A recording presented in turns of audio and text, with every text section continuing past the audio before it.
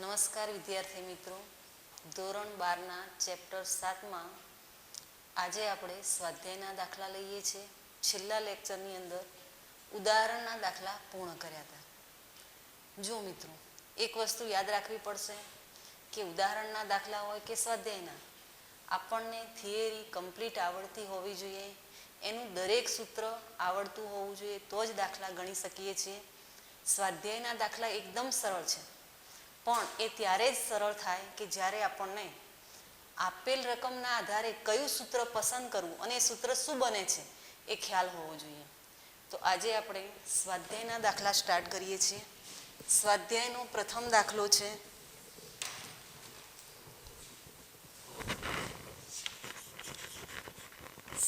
7.1. એની રકમ જોઈએ તો આ પ્રમાણે છે. જુઓ, 4 થી 5 સૂત્રો ઉપર આધારિત આખું ચેપ્ટર છે. હવે ક્યાં કયું સૂત્ર પસંદ કરવું એ ખ્યાલ હશે તો જ તમે દાખલા ગણી શકો છો. તો પહેલો દાખલો જોઈએ. 220 વોલ્ટ અને 50 હર્ટ્ઝ એસી સપ્લાય સાથે 100 ઓહ્મ અવરોધ જોડેલ છે. 220 વોલ્ટ, તમને ખ્યાલ જ છે કે આ પ્રાપ્તિ સ્થાનનો જે વોલ્ટેજ છે એ VRMS છે. એટલે પ્રથમ આપણે લખી જ દેવાનું કે VRMS કેટલા આપ્યા છે, તો VRMS 220 વોલ્ટ. એની આવૃત્તિ કેટલી, તો 50 હર્ટ્ઝ. તો 220 વોલ્ટ અને 50 હર્ટ્ઝ આવૃત્તિવાળા એસી પ્રાપ્તિ સ્થાન સાથે 100 ઓહ્મનો અવરોધ જોડેલો છે. પરિપથ બનાવવો હોય તો આ પ્રમાણે આપણે બનાવી શકીએ કે આ અવરોધ છે એની સાથે એસી પ્રાપ્તિ સ્થાન જોડીએ છીએ. આનો વોલ્ટેજ છે 220 વોલ્ટ અને આવૃત્તિ છે 50 હર્ટ્ઝ. હવે શું શોધવાનું આપણને કીધું છે, તો પરિપથમાંથી પ્રવાહનું RMS વેલ્યુ મીન્સ IRMS. હજી એક વસ્તુ યાદ રાખી દઈએ કે VRMS એને આપણે કેપિટલ V લખતા ટેવાયા છીએ. એ જ રીતે IRMS ને કેપિટલ I લખીશું, બરાબર. એટલે હું અહીંયા IRMS લખું કે કેપિટલ I લખું, આપણે સમાન માનીએ છીએ. બીજી વસ્તુ કે આપણને દાખલાની અંદર જે વોલ્ટેજ આપ્યો છે એ VRMS જ હોય, આ ખાસ ધ્યાન રાખીશું. હા, ક્યાંક એવા કિસ્સા છે કે જ્યાં સ્પષ્ટતા કરી છે કે મહત્તમ વોલ્ટેજ કંઈક છે તો ત્યાં જ VM લેવાનું. જો કોઈ સ્પષ્ટતા ન કરી હોય અને પ્રાપ્તિ સ્થાનનો વોલ્ટેજ આપેલો હોય તો એને VRMS લખીને જ કામ કરીશું તો જ જવાબ મળે છે. એટલે પહેલી વસ્તુ, જો સ્પષ્ટતા ન કરી હોય તો આપેલો વોલ્ટેજ VRMS લેવો. જો આપણને કીધું છે કે આપેલ મહત્તમ વોલ્ટેજ એ રીતે સ્પષ્ટ લખાણ હોય તો જ એને VM લેવાના, બાકી બધા જ VRMS છે એમ ધ્યાનમાં રાખી અને પછી દાખલા ગણીશું. તો IRMS શોધવું છે અને બીમાં કહે છે એક પૂર્ણ ચક્ર દરમિયાન ખર્ચાતો કુલ પાવર કેટલો હશે, તો P શોધવા છે. પહેલા લઈએ IRMS. તો આપણી પાસે IRMS નું સૂત્ર છે IRMS is equal to VRMS by Z, ઇમ્પિડન્સનું મૂલ્ય. એ પણ ખ્યાલ છે કે Z નું સૂત્ર છે √R² plus XC minus XL નો સ્ક્વેર. જોઈએ તો અહીંયા કેપેસિટર કે ઇન્ડક્ટર નથી, અને કેપેસિટર કે ઇન્ડક્ટર ન હોય તો એવી પરિસ્થિતિમાં આ બંને આ વેલ્યુ કેવું થઈ જાય, 0 થઈ જાય. C નથી, L નથી, એટલે XC ન મળે, XL બંને 0 છે. તો Z ઇઝ ઇક્વલ ટુ શું લઈશું, R લઈશું. તો હવે IRMS શું બને,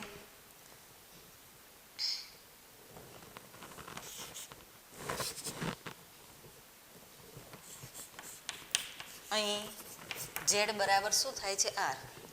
C અને L કેવા છે, 0 છે. માટે Z બરાબર R, જે આપણને 100 ઓહ્મ આપ્યા છે. માટે IRMS બરાબર VRMS કેટલા છે, તો 220 વોલ્ટ ભાગ્યા 100 2.2 એમ્પિયર IRMS પ્રવાહ બનશે. ત્યાર પછી એવું કીધું છે પૂર્ણ ચક્ર દરમિયાન પાવર. તો અહીંયા ખાસ ધ્યાન રાખીશું કે પાવરનું જનરલ સૂત્ર જ આપણે યાદ રાખીશું. કયું છે જનરલ સૂત્ર? તો P is equal to VRMS IRMS into cos phi. cos phi power factor હતું અને phi શું હતું? તો વોલ્ટેજ અને પ્રવાહ વચ્ચેનો કળા તફાવત. પણ યાદ રાખવું પડશે કે પરિપથમાં કયા કયા ઘટકો આપેલા છે LCRમાં? L, C અને R ત્રણેય છે, બે છે કે એક છે? જે પ્રમાણે ઘટક આપ્યો હશે એ પ્રમાણે વોલ્ટેજ અને પ્રવાહ વચ્ચેનો કળા તફાવત બને છે. તો ધ્યાન રાખીએ કે અહીંયા તો પરિપથમાં માત્ર અવરોધ જ છે અને અવરોધ હોય ત્યારે પ્રવાહ અને વોલ્ટેજ સમાન કળામાં દોલન કરે છે એટલે કળા તફાવત શું થાય? તો શૂન્ય થાય છે. એનો અર્થ એવો થશે કે phi 0. જો phi 0 થાય પણ અહીં નોટ કરી દઈએ, પણ અહીં માત્ર R માટે V અને I સમાન કળામાં દોલન કરે છે એટલે કળા તફાવત phi ઇઝ ઇક્વલ ટુ 0. કળા તફાવત phi બરાબર 0 માટે power P is equal to VRMS IRMS cos delta cos phi અને cos 0 ઇઝ ઇક્વલ ટુ શું થાય? 1 બને એટલે લખવું હોય તો લખી નાખીશું cos 0. VRMS IRMS દાખલા ખૂબ જ સરળ છે. IRMS આપણી પાસે છે 220 અને આ છે 2.2. પોઈન્ટ લઈ લઈએ તો 22 નો વર્ગ એટલે 484 પાવર છે. શું લઈશું? વોટ. તો આ રીતે પ્રથમ દાખલો અહીંયા પૂર્ણ થાય છે. 7.2. એની રકમ જોઈએ તો રકમ આ પ્રમાણે છે. AC સપ્લાયના વોલ્ટેજનું મહત્તમ મૂલ્ય. જો અહીંયા ખાસ અંડરલાઈન કરીશું, વોલ્ટેજનું મહત્તમ મૂલ્ય કેટલું છે? 300 વોલ્ટ. એટલે અહીંયા મારે VM લેવું પડે. કેમ? તો રકમમાં આપણને સ્પષ્ટ લખ્યું છે કે વોલ્ટેજનું મહત્તમ મૂલ્ય, કાં તો એમ લખે કે વોલ્ટેજનો કંપ વિસ્તાર. આ શબ્દ વાપરે તો પણ આપણે એને VM જ લેવાનું છે. VM 300 વોલ્ટ છે તો RMS વોલ્ટેજ કેટલો થશે? તો VRMS અથવા કેપિટલ V શોધવા છે. આપણને VRMS અને VM વચ્ચેનો સંબંધ ખ્યાલ હોવો જોઈએ. ત્યાર પછી બીજી વસ્તુ બીમાં માંગ્યું છે કે AC પરિપથમાં પ્રવાહનું RMS મૂલ્ય એટલે કે IRMS આપ્યા છે 10 એમ્પિયર. તો RMS વોલ્ટ 10 એમ્પિયર છે તો તેનું મહત્તમ મૂલ્ય કેટલું હશે? તો IM શોધવાનું છે. પ્રથમ VM આપ્યા છે, VRMS શોધવા છે. બીજામાં IRMS આપ્યા છે, IM શોધવાના છે. તો અહીંયા VRMS અગાઉ થિયરીમાં આ સૂત્ર તમને સમજાવેલું છે.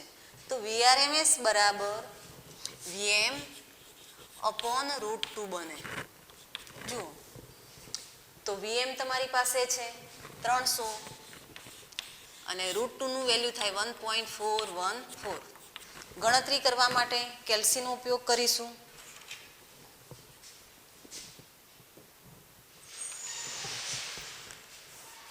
તો 300 ભાગ્યા 1.414 તો જવાબ આપણને પ્રાપ્ત થાય છે 212.16 વોલ્ટેજ. ત્યાર પછી લેવું છે IM. તો જોઈએ કે અહીંયા VRMS શોધવાનું હતું, VM આપેલું હતું. હવે આપણે આઈએમ શોધવું છે અને આઈઆરએમએસ આપેલું છે. વીએમ, આઈએમ, વીઆરએમએસ, આઈઆરએમએસ રાશિ અલગ છે પણ સૂત્રમાં સમાનતા છે. એટલે અહીંયા આઈએમ શોધીશું તો IM is equal two √2 into IRMS બને. √2ની કિંમત આપણને ખ્યાલ જ છે 1.414. આઈઆરએમએસ આપણને આપેલા છે. સીધી ગણતરી છે એટલે કેલ્સીનો ઉપયોગ નહીં કરીએ તો પણ ચાલશે. તો જવાબ આવે છે 14.14 એમ્પિયર. દરેકનો એકમ ખાસ નોંધીશું, ક્યાંય એકમ રહી ન જાય, ખોટું સૂત્ર પસંદ ન થાય, આ ખાસ ધ્યાન રાખીશું. તો આ રીતે બીજો દાખલો અહીંયા પૂર્ણ થાય છે. 7.3ની રકમ જોઈએ તો આ પ્રમાણે છે. 220 વોલ્ટ અને 50 હર્ટ્ઝના એસી સ્રોત સાથે 44 મિલી હેનરીનું ઇન્ડક્ટર જોડેલ છે. 220 વોલ્ટ આપ્યું છે, કંઈ જ સ્પષ્ટતા કરી નથી. એનો અર્થ એવો થાય કે 220 વોલ્ટ આપણે શું લઈશું? વીઆરએમએસ. તો વીઆરએમએસ છે 220 વોલ્ટ. એની આવૃત્તિ છે 50 હર્ટ્ઝ. કોની સાથે જોડ્યું છે? તો આપણને મિલી હેનરીમાં ઇન્ડક્ટન્સ આપેલું છે અને એ છે 44 મિલી હેનરી. એટલે એલ આપ્યું છે 44 મિલી હેનરી. એસઆઈમાં કરી દઈએ. દરેક વસ્તુ ખાસ ધ્યાન રાખીશું કે પ્રથમ ડેટા લખીશું. બધી જ ડેટા કાં તો એસઆઈમાં કાં તો સીજીએસમાં, પછી જ ગણતરી સાચું સૂત્ર પસંદ કરી અને કરીશું. તો એલ આપ્યા છે 44 મિલી હેનરી. શોધવાનું છે શું? તો એ જોઈ લઈએ. તો પરિપથમાં પ્રવાહનું આરએમએસ મૂલ્ય શોધો. તો આઈઆરએમએસ શોધવું છે. આનો પરિપથ જોઈએ તો શું બને છે? તો એસી પ્રાપ્તિ સ્થાન સાથે 44 મિલી હેનરીનું ઇન્ડક્ટર જોડેલું છે. એટલે માત્ર ઇન્ડક્ટર ધરાવતો એસી પરિપથ છે.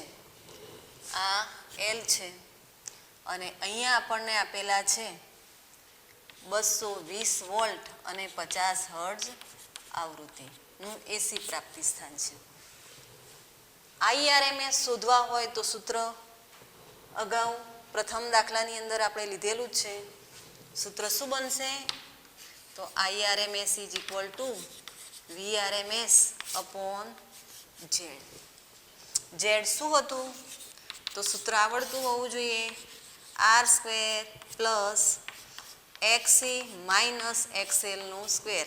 તો આર નથી, સી નથી, તો વધ્યું શું? XC, XL. ભલે માઇનસ બનતું, સ્ક્વેર છે એટલે પ્લસ થઈ જાય. અંડરરૂટની બહાર નીકળીશું એટલે ઝેડ બરાબર આપણને શું પ્રાપ્ત થાય? એક્સએલ. અને XL is equal to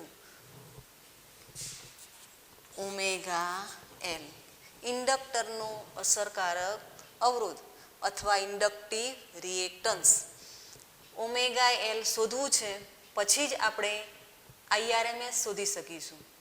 omega બરાબર શું થાય? તો 2πf. તો પ્રથમ આપણે કામ કરીએ, ઓમેગા શોધી નાખીએ. અહીં ઓમેગા એલ બરાબર 2πf. ઓમેગા બરાબર 2πf અને ઓમેગા એલ બરાબર 2πf ઇન્ટુ એલ. 3.14. એફ કેટલા છે? 50 અને 44 મિલી એટલે 10⁻³ તો અહીંયા જુઓ તો 314 થઈ જાય. 314 ગુણ્યા 44 કરી દઈએ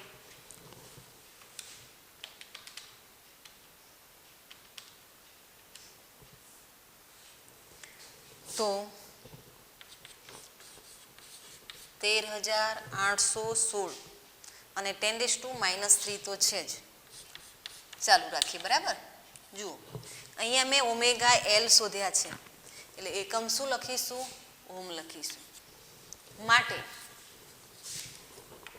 આઈઆરએમએસ ઇઝ ઇક્વલ ટુ સૂત્ર શું હતું? વીઆરએમએસ. વીઆરએમએસ કેટલા છે? 220 અને ઓમેગા એલ અથવા એક્સએલ આપણે કેટલા શોધ્યા છે? 13,816 અને 10⁻³ ઉપર લઈ જઈએ તો 22 10ની આ 3 અને 1 છે એટલે 4 થઈ જાય અને 13,816 ગણતરી કેલ્સીના ઉપયોગથી જ કરવી પડશે ભાગ્યા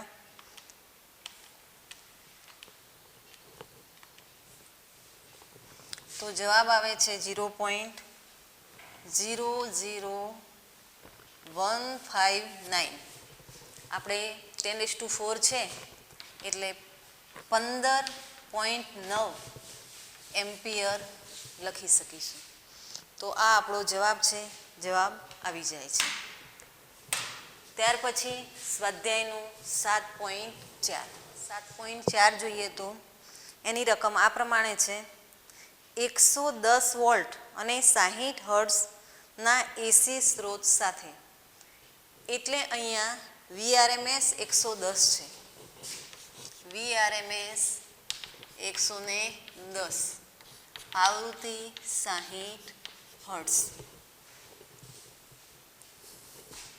ના સ્ત્રોત સાથે 60 માઇક્રોફેરાડનું કેપેસિટર જોડેલું છે એટલે અહીંયા હવે જો પ્રથમ R આવ્યો પછી L આવ્યો હવે C આવે છે 60 માઇક્રો મીન્સ 10⁻⁶ ફેરાડ ના કેપેસિટર જોડેલ છે પરિપથમાં પ્રવાહનું RMS મૂલ્ય શોધો એનો અર્થ કે IRMS શોધવું છે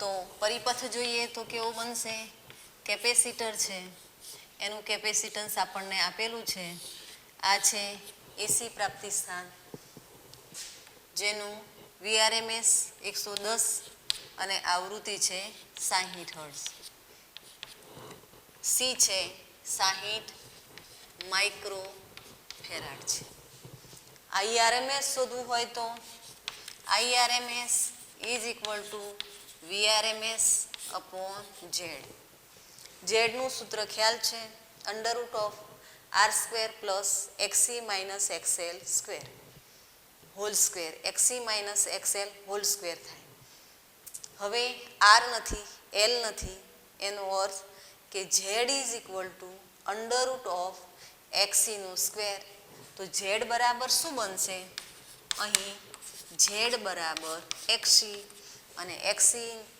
મીન્સ 1/ωc પ્રથમ આપણે Z શોધી નાખીએ તો 2πf ઓમેગા બરાબર શું થાય છે 2πf અને C વેલ્યુ મૂકી દઈએ તો 2f કેટલા છે 60 છે અહીંયા ધ્યાન આપીશું કે આ જે એસી વોલ્ટેજ છે એ ઇન્ડિયાનું હશે અને ઇન્ડિયામાં 220 230 અને આવૃત્તિ 50 હર્ટ્ઝ લઈએ છીએ અહીંયા 60 છે તો હવે C 60 અને માઇક્રો છે એટલે 10⁻⁶ થાય ગણતરી કરી દઈએ કેલ્સીની મદદથી તો 10⁻⁴ લઈ લઈએ આ બંને મીંડા જવા દઈએ તો 10⁻⁴ બને ને ઉપર જાય એટલે +4 થાય તો નીચેની ગણતરી 36 અને 3.14 6.28 કરીશું ગુણ્યા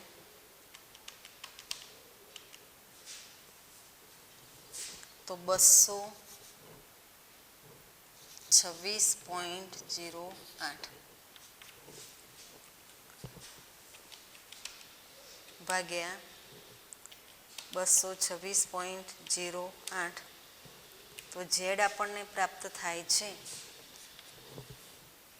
44.23 ઓમ માટે IRMS બરાબર 110 ભાગ્યા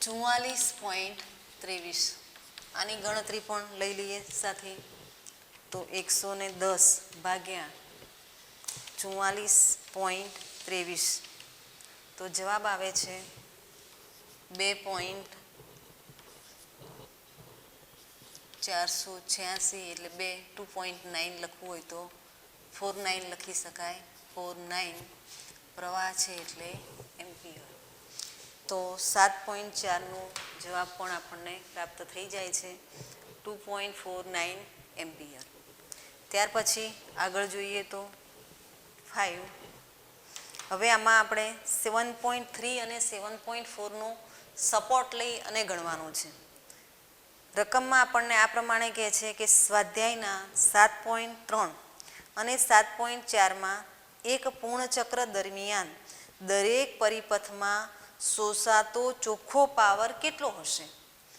હવે શોષાતો વ્યય પામતો આપણે પાવર માટે વાસ્તવિક પાવરનું જ સૂત્ર લઈએ છીએ એક ચક્ર દરમિયાન સરેરાશ પાવર જેને વાસ્તવિક પાવર થિયરીમાં આપણે સમજાવી દીધેલું છે અને એ સૂત્ર છે P = VRMS IRMS cos phi cos phi means power factor તો એ સૂત્ર ધ્યાનમાં લેવું છે પણ પ્રશ્ન એ છે કે સ્વાધ્યાયનો 7.3માં શું છે તો 7.3માં આપણને માત્ર ઇન્ડક્ટર આપ્યું છે અને બીજો સપોર્ટ લેવાનો છે 7.4માં તો 7.4ની અંદર આપણને માત્ર કેપેસિટર આપ્યું છે આપણે વાસ્તવિક પાવર એક ચક્ર દરમિયાન વ્યય પામતો પાવર અથવા શોષાતો ચોખ્ખો પાવર શોધવો હોય ત્યારે IRMS જોઈએ VRMS જોઈએ અને પાવર ફેક્ટર cos phi જોઈએ ત્યાં આપણને ખ્યાલ છે કે phi એ શું છે તો phi એ વોલ્ટેજ અને પ્રવાહ વચ્ચેનો કળા તફાવત છે તો હવે આ જે ઉદાહરણ છે એને ગણવા માટે આપણને ખ્યાલ હોવો જોઈએ કે 7.3 અનુસાર પરિપથમાં માત્ર ઇન્ડક્ટર જોડેલું હોય ત્યારે પ્રવાહ અને વોલ્ટેજ વચ્ચેનો કળા તફાવત કેટલો થાય છે તો આ પણ વસ્તુ આપણે થિયરીમાં ભણી ચૂક્યા છીએ આપણને ખ્યાલ છે કે પરિપથની અંદર માત્ર ઇન્ડક્ટર હોય ત્યારે વોલ્ટેજ કરતાં પ્રવાહ કળામાં π/2 જેટલો પાછળ છે એટલે કળા તફાવત કેટલો માત્ર ઇન્ડક્ટર માટે π/2 તો પછી શોષાતો પાવર પીનું સૂત્ર શું બને તો P = VRMS IRMS cos phi cos phi આપણને π/2 પ્રાપ્ત થાય છે અને cos phi π/2 = શું થાય 0 તો અહીંયા આપણે એની સમજૂતી પણ આપવાની છે તમારા જવાબની સમજૂતી આપો તો સમજૂતીમાં આપણે શું નોટ કરીએ છીએ કે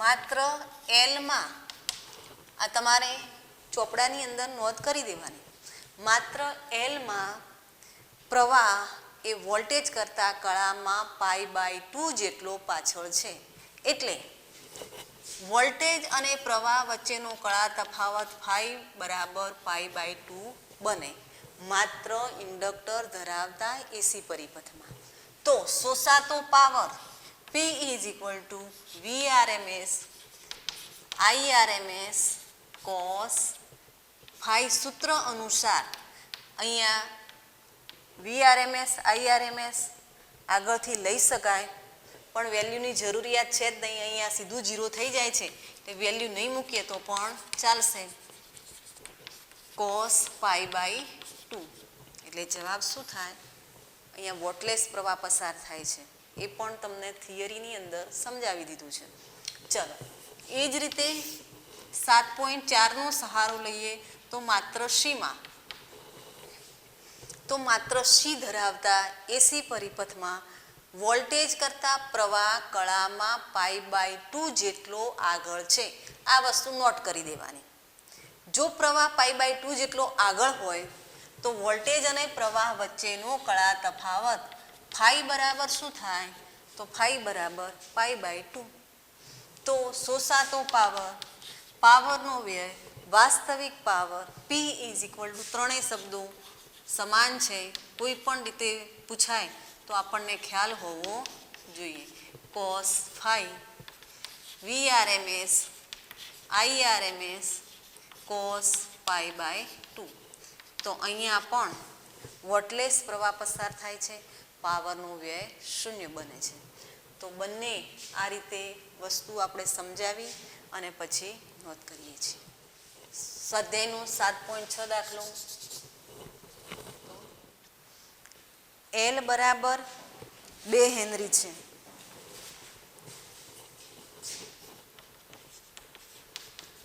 પેલા રકમ જોઈને પછી ડેટા નોટ કરીએ. L બરાબર 2 હેનરી, C બરાબર 32 માઇક્રોફેરાડ અને R બરાબર 10 ઓમ. હવે ત્રણ વસ્તુ આવે છે, L, C અને R. C આપણને આપ્યા છે 32 માઇક્રોફેરાડ છે. 32 10⁻⁶. ત્યાર પછી R આપ્યા છે 10 ઓમ. 10 ઓમ. LCR શ્રેણી પરિપથ માટે અનુનાદ આવૃત્તિ ઓમેગા R મેળવો. આ પરિપથનું Q મૂલ્ય કેટલું હશે? તો આપણે બે વસ્તુ શોધવાની છે, ઓમેગા R શોધવાનું છે અને Q વેલ્યુ શોધવાનું છે. અનુનાદ કે છે અને આપણને ખ્યાલ છે કે અનુનાદની સ્થિતિમાં XL બરાબર XC થાય છે અને XL બરાબર XC થાય એ પરિસ્થિતિમાં omega L is equal to omega 1/ઓમેગા C, omega square is equal to 1/LC, omega is equal to 1/√LC. તો આ રીતે અનુનાદ સ્થિતિ માટે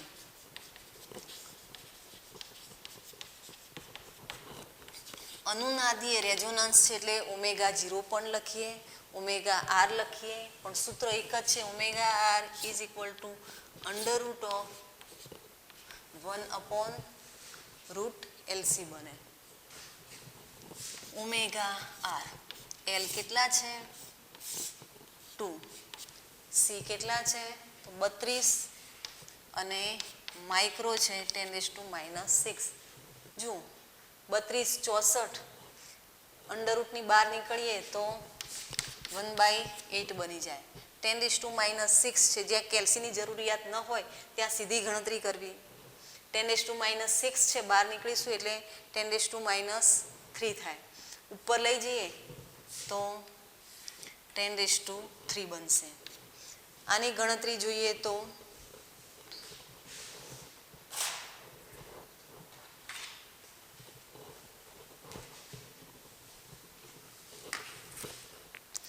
$125 આપણને મળશે ભાગ્યા 8. 125 ઓમેગા R છે રેડિયન. એકમ ખાસ નોટ કરજો, એકમ નથી લખતા તો દાખલાની અંદર અડધો માર્ક્સ કપાઈ જાય છે, એટલે આ ખાસ ધ્યાન રાખીશું. ચલો ઓમેગા R શોધ્યા પછી Q. હવે Q માટે ઓમેગા R ને ધ્યાનમાં રાખીને પણ સૂત્ર છે. Q is equal to omega R અથવા omega 0/2 delta omega. 2 delta omega બરાબર R/L હતું. કિંમત અંદર એડ કરીએ તો છેલ્લે Q ઇઝ ઇક્વલ ટુ સૂત્ર આપણને આવું પ્રાપ્ત થતું હતું 1/√L/C. હવે આ Q વેલ્યુનું એક એક્ઝામ્પલ છે તો તમને થોડુંક યાદ કરાવી દઉં કે આ રીતનું MCQ પણ પૂછાય છે કે સારી અનુનાદી સ્થિતિ મેળવવા માટે Q કેવા હોવા જોઈએ? મોટા હોવા જોઈએ.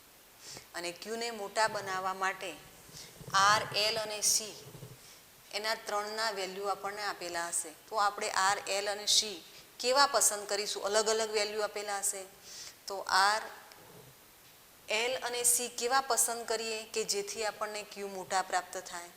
તો એના માટે અહીંયા Q પ્રપોર્શનલ ટુ 1/R આવે છે.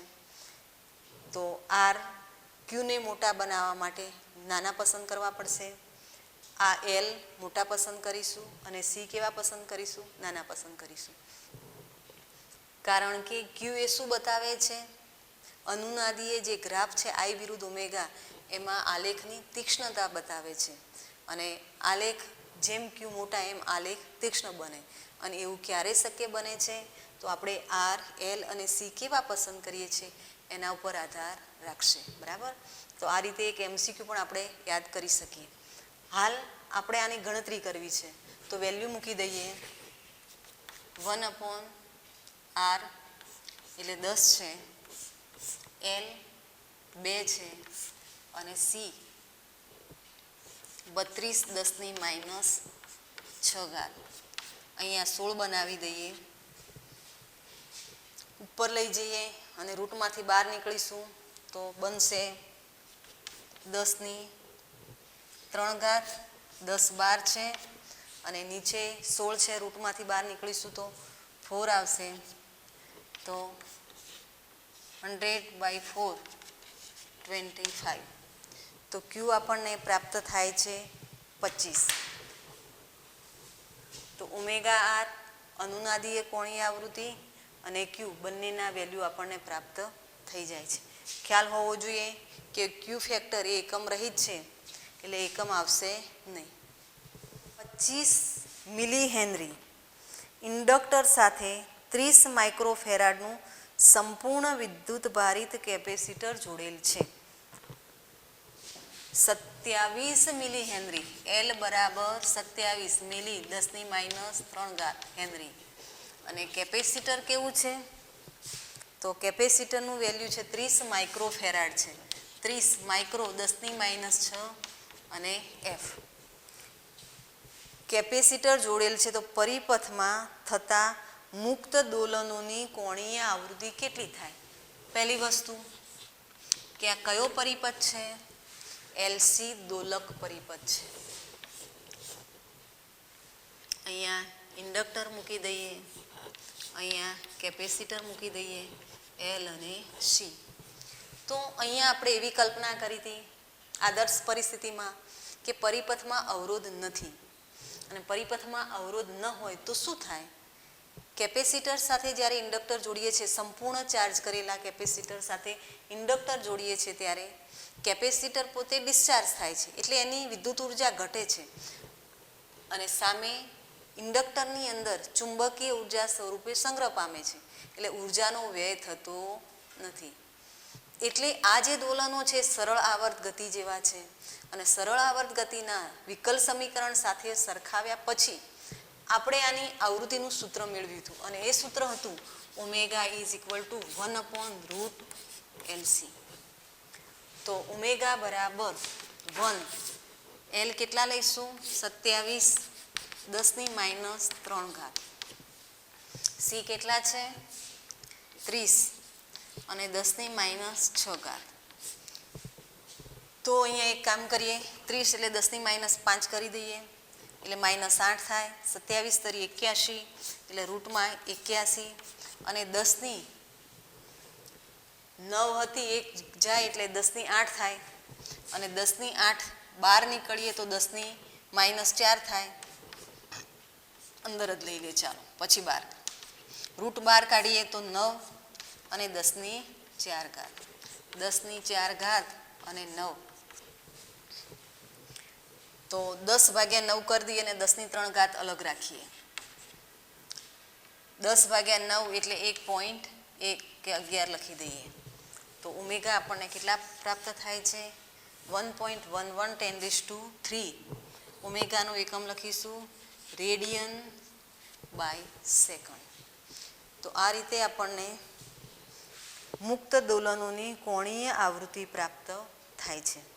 ત્યાર પછી સ્વાધ્યાયનું 7.8 દાખલા એકદમ સરળ છે. સ્વાધ્યાયના તો ખાસ 7.8 જોઈએ તો સ્વાધ્યાય 7.7માં કેપેસિટર પરના પ્રારંભિક વિદ્યુતભારનું મૂલ્ય ધારો કે 6 મિલીકુલમ છે. પ્રારંભિક વીજભાર જેના માટે આપણે QM લખતા હતા. QM કેટલું છે? 6 મિલીકુલમ 10⁻³ કુલમ. સ્મોલ લખીશું, સ્મોલ લખીએ છીએ QM ઇઝ ઇક્વલ ટુ. ત્યાર પછી આગળ જોઈએ તો પ્રારંભમાં પરિપથમાં સંગ્રહિત કુલ ઉર્જા કેટલી હશે? પ્રારંભિક ઉર્જા ક્યુ ઇનિશિયલ યુઆઈ. તો યુઆઈ કેટલી હશે? સૂત્ર આપણને આવડે છે કે કેપેસિટર સંપૂર્ણ ચાર્જ થયેલું હોય તો કેપેસિટરના બે પ્લેટો વચ્ચેના ક્ષેત્રની અંદર સંગ્રહિત થતી ઉર્જા જે પ્રારંભિક ઉર્જા બને છે જેનું સૂત્ર છે UI is equal to QM square by 2c, Q square by 2c, chapter number 2. તો યુઆઈનું સૂત્ર આપણને આવડે છે. રકમમાં આગળ જોઈએ તો પરિપથમાં થતા આગળ જોઈએ તો પ્રારંભમાં પરિપથમાં સંગ્રહિત કુલ ઉર્જા કેટલી હશે જેનું સૂત્ર આપણને આવડે છે. પછીના કોઈ સમયે કુલ ઉર્જા કેટલી હશે? હવે આ વસ્તુ ખાસ નોંધવાની છે. સહારો લઈએ છીએ 7.7નો એટલે કે 7.7માં 7.7માં શું હતું? એલસી દોલક પરિપથ. ઇન્ડક્ટર કેવું છે? અવરોધ નથી, એનો અવગણ્ય અવરોધ છે. એનો મતલબ કે આદર્શ પરિસ્થિતિમાં ઇન્ડક્ટરનો અવરોધ શૂન્ય ગણીએ છીએ એટલે ક્યાંય ઉર્જાનો વ્યય થતો નથી. પ્રારંભમાં કેપેસિટર સંપૂર્ણ ચાર્જ હોય ત્યારે કેપેસિટરની અંદર ઇલેક્ટ્રિક ફિલ્ડમાં વિદ્યુત ક્ષેત્રમાં ઉર્જા સંગ્રહાય છે. પછી ઇન્ડક્ટર જોડીએ છીએ ત્યારે એ વિદ્યુત ઉર્જાનું ચુંબકીય ઉર્જામાં રૂપાંતર થાય છે, પણ અવરોધ નથી એટલે થોડા સમય પછી વિદ્યુત ઉર્જાનું ચુંબકીય ઉર્જામાં રૂપાંતર થાય પણ કુલ ઉર્જા બંનેનો સરવાળો કેટલો રહે? અચળ જ રહે છે. એટલે અહીંયા આપણે જવાબ આપવો પડશે કે પહેલાં આપણે એક કામ કરીએ, પરિપથમાં સંગ્રહિત થતી કુલ ઉર્જા પ્રારંભિક, તો પ્રારંભમાં કુલ ઉર્જા એટલે કેપેસિટરમાં જ હોય, પ્રારંભમાં ઉર્જા લઈએ તો UI is equal to QM square by 2c. હવે કેપેસિટર કયું પસંદ કર્યું છે? તો આપણે સપોર્ટ લેવાનો છે 7.7. તો એની અંદર કેવું કેપેસિટર હતું? તો 30 માઇક્રોફેરાડ કેપેસિટન્સ ધરાવતું કેપેસિટર છે.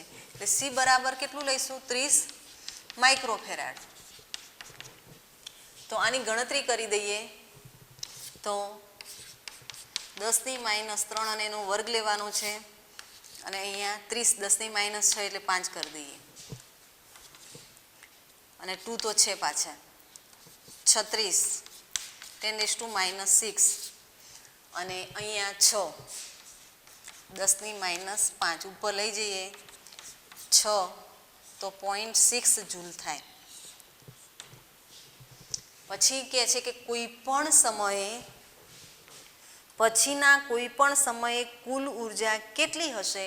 તો એક વસ્તુ નોટ કરી દઈશું કે અહીંયા પરિપથની અંદર અવરોધ શૂન્ય છે, ઉર્જાનો વ્યય થતો નથી. એટલે કોઈ પણ સમયે ઉર્જા 0.6 જૂલ જ જળવાઈ રહેશે. આટલી વસ્તુ આપણે નોટ કરી અને અંદર મૂકી દઈશું. કોઈ પણ સમયે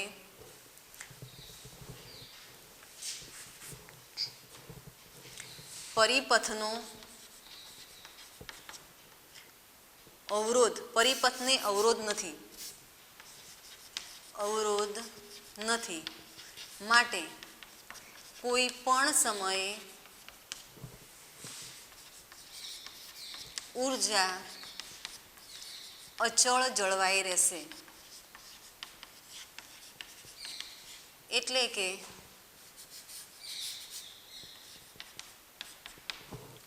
0.6 જૂલ જ રહેશે. ત્યાર પછી આગળનો દાખલો જોઈએ તો 7.9. આર બરાબર 20 ઓહ્મ, એલ બરાબર 1.5 હેનરી અને સી બરાબર 35 માઇક્રોફેરાડ. આર 20 ઓહ્મ છે, એલ અને સી.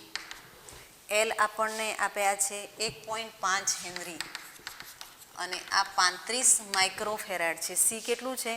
35 માઇક્રો છે 10⁻6 એફ. એલ સી આર શ્રેણી પરિપથ સાથે ચલૃત આવૃત્તિવાળો એટલે કે જેની આવૃત્તિ બદલાય એવો 200 વોલ્ટ એસી સપ્લાય જોડેલ છે. એલ સી આર 3 છે.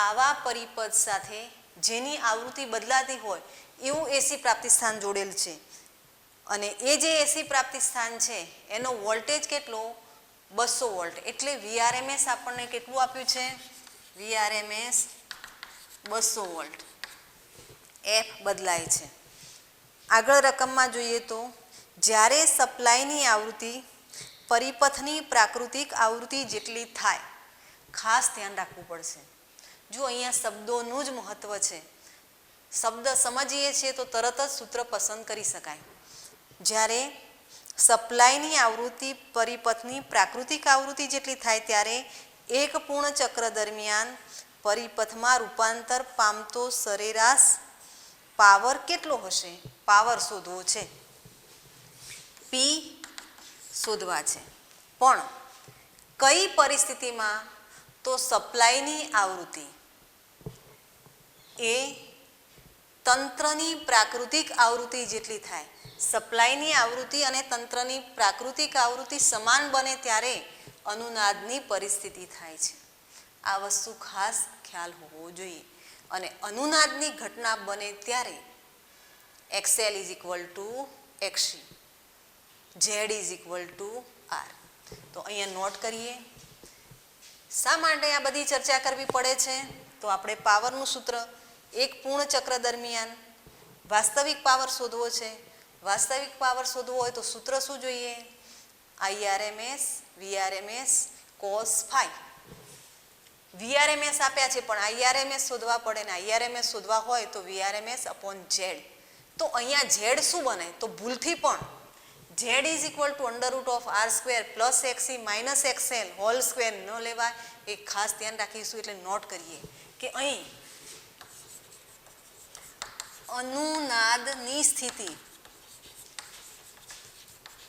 સર્જાય છે જ્યારે સપ્લાયની આવૃત્તિ એ તંત્રની પ્રાકૃતિક આવૃત્તિ જેટલી થાય ત્યારે અનુનાદ થાય અને અનુનાદની સ્થિતિ માટે Z બરાબર શું લખીએ છીએ R કેમ તો હજી એક વધારે નોટ કરવું હોય તો કરી શકીએ કે R² XC - XL² અનુનાદ માટે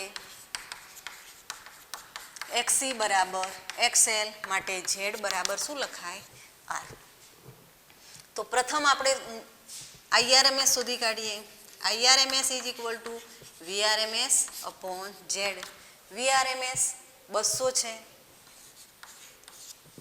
અને IRMS શોધવા માટે Z જોઈશે Z કેટલા છે 20 છે તો 20 વડે ભાગી દઈશું તો આપણને પ્રાપ્ત થશે 10 એમ્પિયર પ્રવાહ આપણને 10 એમ્પિયર મળી જાય છે હવે શું કરવાનું છે તો રકમમાં આગળ જોઈએ તો એવું કહે છે કે એક પૂર્ણ ચક્ર દરમિયાન પરિપથમાં રૂપાંતર પામતો સરેરાશ પાવર એક પૂર્ણ ચક્ર ખાસ ધ્યાન રાખીશું અનુનાદની સ્થિતિ માટે જ તો અનુનાદની સ્થિતિ માટે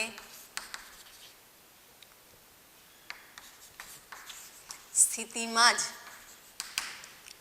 power P = VRMS IRMS cos phi હવે આ વસ્તુ સમજવા માટે તમારે પાવર વાસ્તવિક પાવરના મેં 4 કિસ્સા તમને ભણાવ્યા હતા માત્ર R હોય ત્યારે માત્ર L હોય ત્યારે માત્ર C હોય ત્યારે અને અનુનાદની સ્થિતિ હોય ત્યારે તો એ લેક્ચર તમે જોઈ લેજો ખ્યાલ આવી જશે અત્યારે હું સીધું સૂત્ર લઉં છું અને છતાં પણ થોડોક પ્રયત્ન તમને સમજાવવાનો કરું છું cos phi નું સૂત્ર હતું જુઓ R/Z અને અનુનાદની સ્થિતિ માટે Z બરાબર આપણે શું લખીએ છીએ R તો cos phi = R/R cos phi = શું લખાય 1 લખાય તો અનુનાદની સ્થિતિ માટે VRMS કેટલા છે 200 IRMS કેટલા મેળવ્યા 100 અને cos phi કેટલા થાય તો cos phi બરાબર R/R = 1 થાય આ કિસ્સામાંથી જોઈ લેવું તો 1 થાય તો પાવર P = 2000 વોટ બને છે તો આ રીતે અહીંયા આ દાખલો પૂર્ણ થાય છે. ત્યાર પછી આગળ જોઈએ તો 7.10 મીડિયમ વેવ બ્રોડકાસ્ટ બેન્ડ 800 કિલોહર્ટ્ઝથી 1200 કિલોહર્ટ્ઝની આવૃત્તિના ગાળામાં ટ્યુન કરી શકાય છે. આપણને આવૃત્તિ આપેલી છે, આવૃત્તિનો ગાળો આપ્યો છે. F1 લઈએ 800 કિલોહર્ટ્ઝ છે એટલે 10⁻³ હર્ટ્ઝ. બીજી આવૃત્તિ છે 1200 કિલોહર્ટ્ઝ, 1200 કિલોહર્ટ્ઝ. આવૃત્તિના ગાળામાં ટ્યુનિંગ કરી શકાય છે જો એલસી પરિપથમાં 200 માઇક્રો હેનરીનું અસરકારક ઇન્ડક્ટર એલ બરાબર 200 માઇક્રો છે એટલે 10⁻⁻6. ડેટામાં મિસ્ટેક ન થાય ખાસ ધ્યાન રાખીશું. ઇન્ડક્ટર હોય તો તેના ચલ કેપેસિટરની રેન્જ કેટલી હશે? એનો મતલબ કે આવૃત્તિની રેન્જ આપેલી છે અને કેપેસિટરની રેન્જ આપણે શોધવી છે. C1 શોધવા છે અને C2 શોધવા છે. તો અહીં આગળ એલસી દોલક પરિપથ હોય, અનુનાદની સ્થિતિ બને. એલસી દોલક પરિપથ માટે ઓમેગાનું સૂત્ર 1/√LC. એના ઉપરથી F બરાબર 1/2π√LC. અહીંયા ખાસ ધ્યાન રાખીશું કે C વેરિયેબલ છે, C બદલાય છે, F બદલાય છે. આપણે રેન્જ શોધવી છે. જ્યારે C મહત્તમ હશે ત્યારે F ન્યૂનતમ બને છે અને C ન્યૂનતમ હશે ત્યારે F મહત્તમ બને છે. એટલે અહીંયા C1 C2ના સ્થાને C મિનિમમ અને C મેક્સિમમ લઈશું તો પણ ચાલશે. તો અહીંયા પહેલાં C શોધવું છે એટલે Cને કરતા બનાવી દઈએ. તો C = શું થશે? વર્ગ કરવો પડશે 4π² અને અહીંયા બનશે F². C = 1/4π² F². તો આ બનશે C1. એ જ રીતે C2 બરાબર 1/4π². આને 1 કહીએ અને 2 કહીએ, F².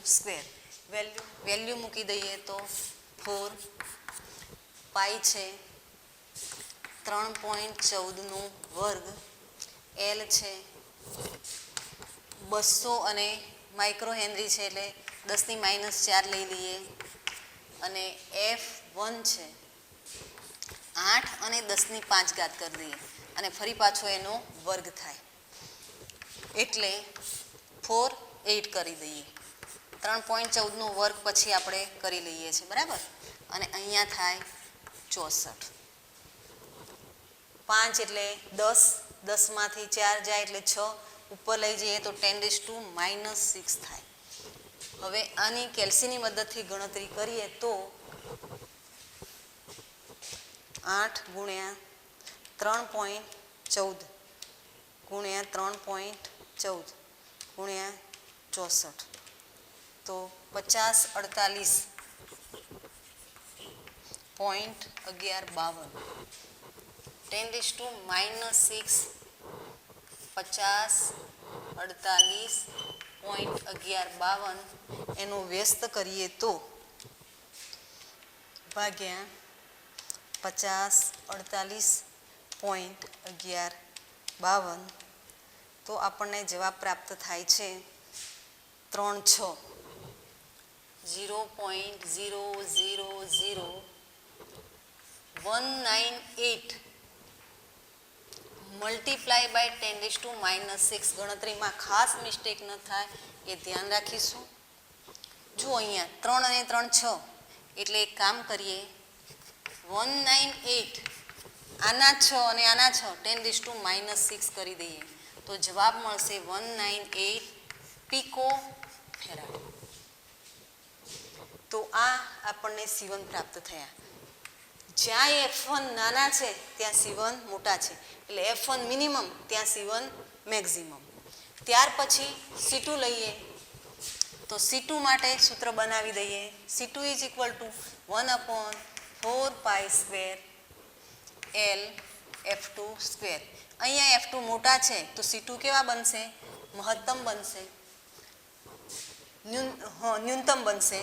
F2 મહત્તમ છે તો C2 ન્યૂનતમ. એની કિંમત લઈ લઈએ. L છે 200 માઇક્રો છે એટલે 10⁻⁻4 કરી દઈએ. અને F2 કેટલા છે 1200 છે એટલે 10⁵ અને વર્ગ કરી દઈએ. તો આની જ્યારે તમે ગણતરી કરો છો ત્યારે અગાઉ સમજાવ્યું એ પ્રમાણે ગણતરી કરી અને C2 બરાબર 88 પિકો ફેરાડ આપણને જવાબ પ્રાપ્ત થાય છે. તો આપણને ચલ કેપેસિટરની રેન્જ કીધી છે અને ચલ કેપેસિટરની જ્યારે રેન્જ લખીએ છીએ ત્યારે ન્યૂનતમથી મહત્તમ તરફ જઈશું એટલે 88 રેન્જ 88 પિકો ફેરાડથી 198 પિકો ફેરાડ એવો આપણે જવાબ નોંધીશું. તો આજે અહીંયા સુધી રાખીએ છીએ. બરાબર.